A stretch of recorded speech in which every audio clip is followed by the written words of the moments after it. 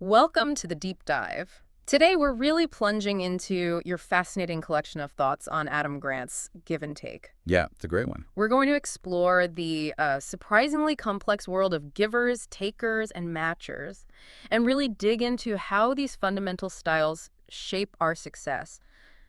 In life, but maybe especially at work. Mhm. Our mission today really is to distill the core wisdom here. Find those aha moments that maybe challenge what we think we know about getting ahead Right. and understand just how powerful generosity can be, even when it feels like everyone's just out for themselves. Well, and what's fascinating right from the start is how Grant lays out these three styles. You've got the givers. Okay. Those are the folks who genuinely enjoy contributing, offering time, knowledge, whatever, without expecting a direct quid pro quo. Right. No strings attached, ideally. Then the takers. Yeah. They're operating differently, focused on getting more value from others than they give back. The classic taker. And finally, the matchers. They're all about fairness, reciprocity, keeping things balanced. Give and take, pretty evenly matched. Okay, let's unpack that a bit, No. because you highlighted something really interesting just in the endorsements. Like the CEO of Merck, the author of Stumbling on Happiness. Dan Gilbert, yeah. Right. But these aren't like fringe figures. Yeah. They're successful people saying this book challenges the usual ideas about success. Exactly.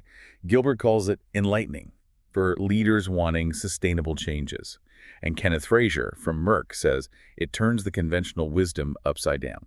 So they're hinting this isn't just, being nice. It could actually be a formula for leadership. That's the suggestion, that a generous approach isn't a weakness. Maybe it's actually a strength, a path to success.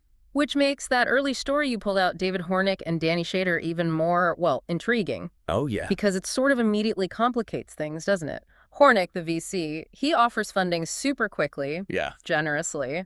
Yeah. Sounds like a giver, right? Totally. Even with competition, he's right there, offering help. Classic giver move. But Shader, he picks someone else. He does. And his reasoning is key. He actually worried Hornick might be too nice. Two dice. Yeah, like maybe not challenging enough. Shader apparently said something like his heart said go with Hornick, but his head said go with the other guys because he thought they'd push him harder. Wow. So perceived generosity isn't always a win. It depends on the context. Precisely. It sets up this central idea Grant explores, the paradox of the giver. Okay, tell me about that, because my first thought, honestly, is that givers probably get taken advantage of. Well, and there's some data that seems to back that up initially. You mentioned the research Grant cites.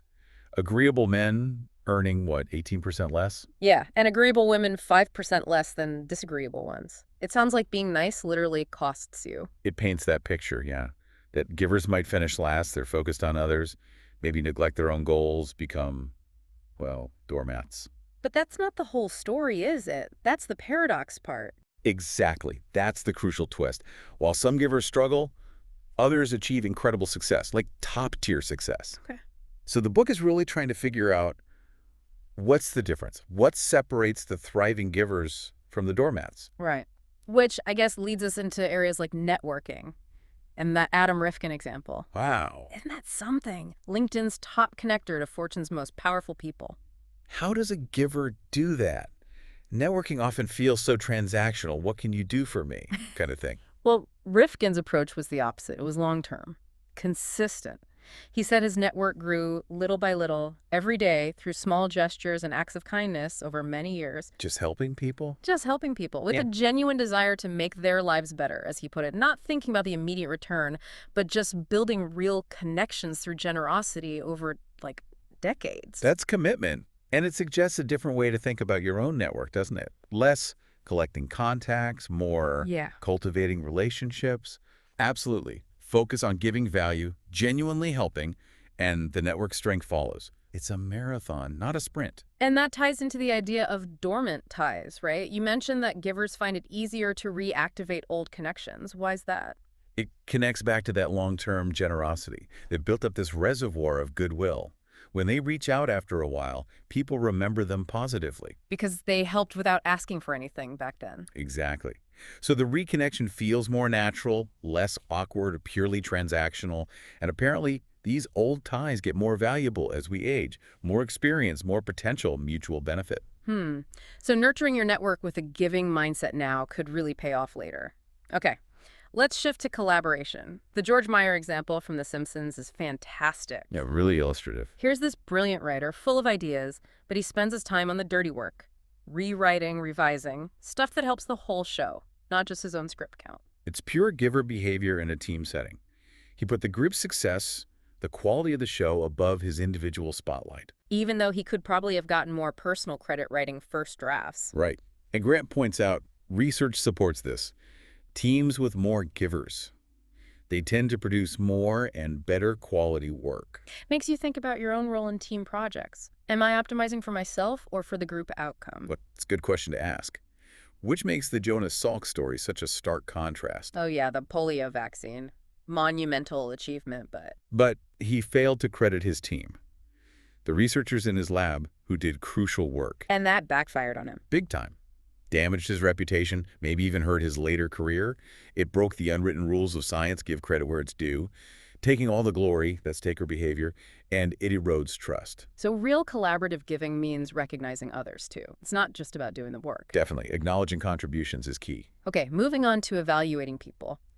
This whole Pygmalion effect idea and the Stu Inman story. How does being a giver affect how you judge talent? It's fascinating. The Pygmalion effect, Rosenthal's study with the kids, Eden's with soldiers, shows that our expectations really shape outcomes. If you believe someone has potential, you treat them differently and they perform better. Basically, yes.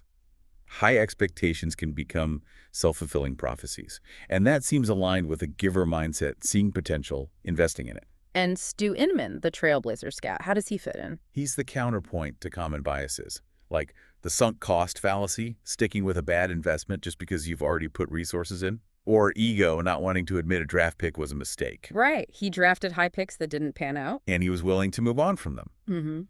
But he also spotted undervalued talent, like Bob Gross. He saw people clearly for what they actually offered, not clouded by past decisions or ego. So givers might be better evaluators because they're less focused on justifying themselves, more on actual potential. That seems to be the idea. More objective, perhaps, less ego-driven. Something to consider when you're evaluating candidates or team members. Are you seeing them clearly? Now, this next one feels really counterintuitive. Influence through powerless communication. Yeah, this flips the script on traditional advice, doesn't it? Totally. We're usually told, be assertive, project confidence, speak forcefully. How can asking questions and admitting weakness possibly build influence? It's surprising, but Grant provides compelling examples. Think about Dave Walton, the lawyer with the stutter. Okay. His vulnerability didn't necessarily hurt him. It might have humanized him to the jury, made him seem more credible. Instead of slick, he seemed real. Maybe. Or Bill Grumple selling HBO. He didn't push. He asked questions, showed genuine interest, and outsold the more aggressive folks. So, listening more than talking. And Don Lane in advertising. Gently suggesting ideas, not demanding credit. He built trust, became indispensable. And Annie, needing that job transfer. Right, she needed info. And she got crucial info about the company jet. Not by demanding, but by seeking advice, appearing vulnerable, open. So it's less about projecting power, more about building connection and trust. That kind of vulnerability can actually be a strength. It seems so. In certain contexts, that less assertive, more questioning, advice-seeking approach can be remarkably effective for givers. Maybe something to experiment with in your own influence attempts. Okay, but this brings us back to the core dilemma. Why do some givers soar while others crash and burn? What's the secret sauce for the successful ones? This is really the heart of it. And the research on those Caring Canadian Award winners is telling. What did it find? Surprisingly, the most successful givers weren't just other-focused. They were also highly self-interested, just as ambitious as takers and matchers. Wait, ambitious and giving, how does that work? Grant calls it being otherish, not selfless, but otherish, caring about benefiting others while also keeping your own interests in view. Okay, like Conry Callahan, the teacher. Exactly. She was burning out, feeling overwhelmed. But instead of stopping her giving, she gave more strategically, mentoring, starting a program. And that helped her. Seems counterintuitive. It did. It re-energized her because she could see her impact more clearly, and she structured it. Like those fundraising callers, when they understood how their calls helped students, their motivation shot up. So successful givers find ways to give that are sustainable, impactful, and maybe even energizing for themselves. Chunking it, seeing the results. Yes. And they also build support networks through giving. That tend and befriend response, connecting with others through helping, can actually buffer stress. It's not self-sacrifice. It's smart, sustainable contribution. Got it. Otherish, not selfless. But even smart givers need to watch out for takers, right? How do they protect themselves? Absolutely. Successful givers aren't suckers. They develop sincerity screening. They learn to spot the difference. Like Jason Geller at Deloitte. He pays attention to how new hires talk. Are they focused on learning, contributing, or just on what they can get for themselves? He might ask, what are you hoping to learn here? A taker's answer often reveals their self-focus. Looking for those subtle cues. Right. And it's not just about empathy, which takers can exploit. It's about perspective taking. Understanding the other person's angle, their motives. Like Peter on it dealing with that taker client, he didn't just feel sorry for him. No, he figured out the client's self-serving goals and used that understanding to negotiate effectively, shifting from how does he feel to what does he want. That's a key shift. And being assertive, givers can struggle with that. They can, like Lillian Bauer, whose reluctance held her back. But the key insight is that givers often find it easier to be assertive on behalf of others. Ah, like Samir negotiating for his family. Exactly. Advocating for someone else often feels more comfortable, and it's seen more positively than just advocating for yourself.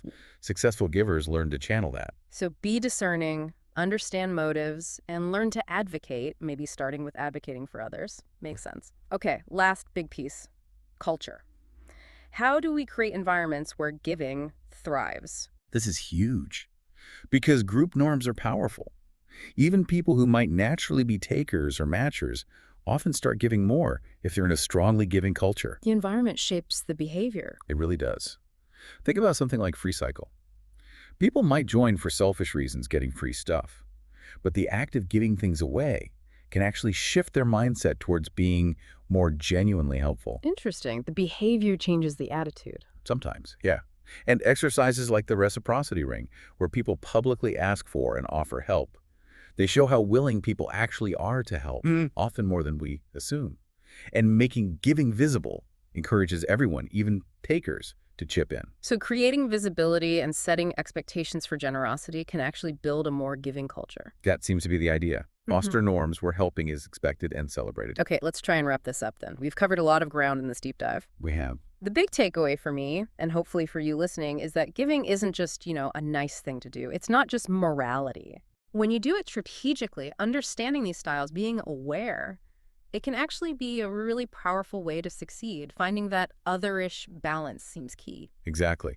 Caring for others, but also looking out for yourself. It's not about being a doormat or a saint. Hopefully this gives everyone a more nuanced view. It's not black and white, giver versus taker. Yeah. It's about finding a way to contribute that works, that's sustainable, that has impact. And maybe prompts a little reflection on your own style. Where do you fall? How could you maybe apply some of this? Yeah, which leads us to that final provocative thought. Given everything we've talked about, the surprising power of generosity, creating giving cultures, what's one small thing you could do? Like today, a small act of giving, maybe reconnecting with one of those dormant ties, offering a quick 5-minute favor, just saying thanks, genuinely. Could be anything. Right, and you might be surprised what comes back for you and for the people around you. Something to think about. Thanks for diving deep with us.